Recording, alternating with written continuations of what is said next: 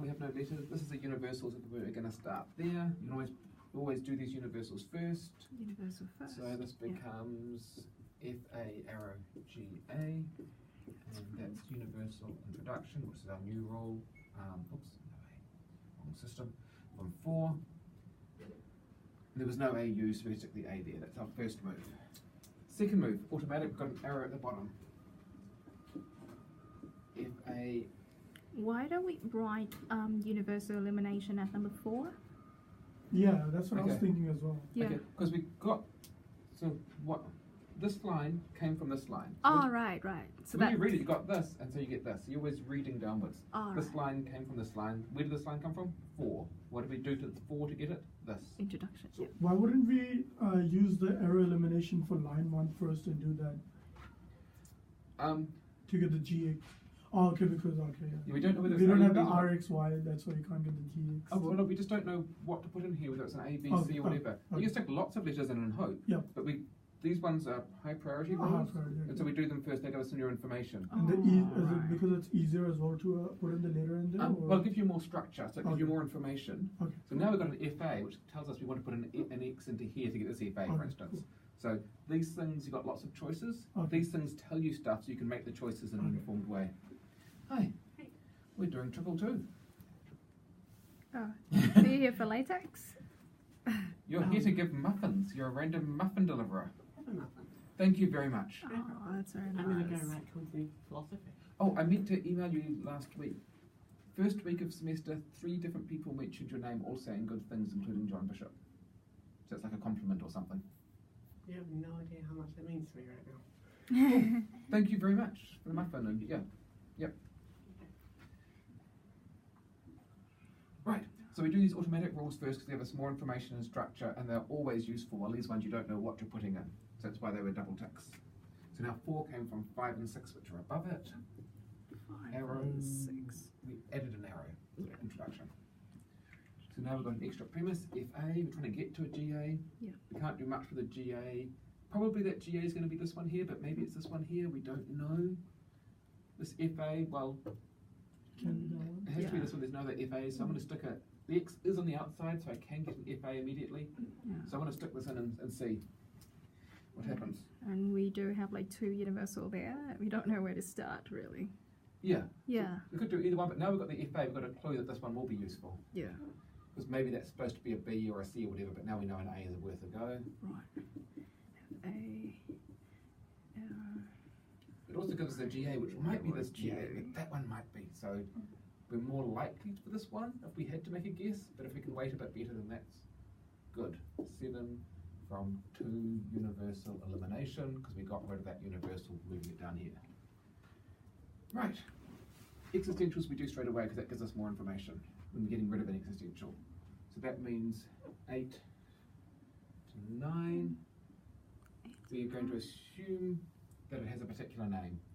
It has to be a new letter. I'm going to choose B because I'm boring.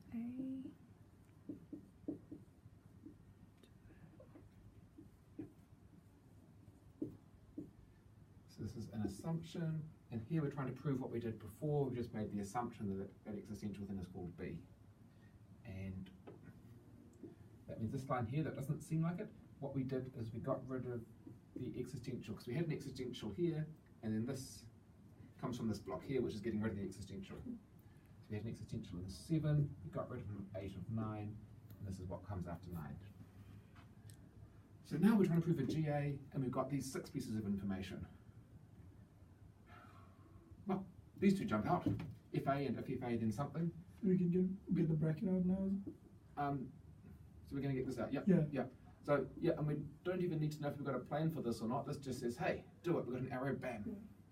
So that's from 5 and 8. We got rid of the arrow. So this looks, I want to use this one now, because if it's GA, we get the GA straight away, and if not, we've got some information.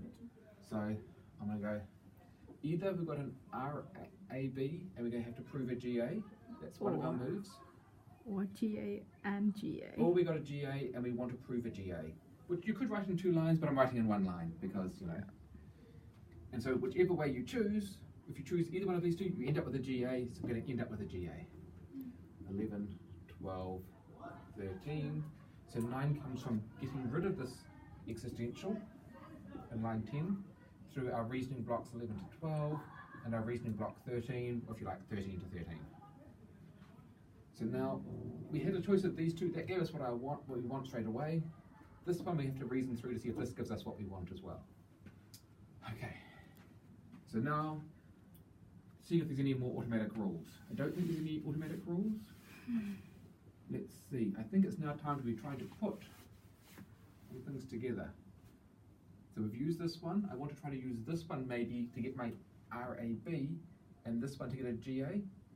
So I think I'm going to try to put things into this and see what happens. But this is now the first sort of choice, the first bit of strategy. Everything else was kind of... I guess that one was also a choice, but we had an obvious clue. So now we're going to go, there exists a Y, R, A, Y implies GA.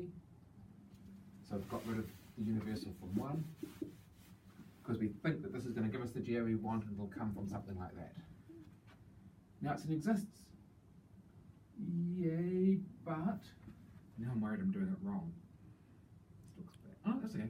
Can't we just put the B now for the Y as well? And yep.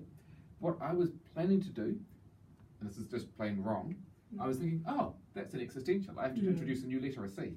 But it's not an existential, this is an arrow, so I couldn't do that. So what I need to do is turn this into the bit before the arrow. Yeah. So I was trying to do it backwards because, you know. Oh, it's 14. Okay, so yes, RAB means there is something that A R's. It's easier to say love. Okay, there is something that A loves.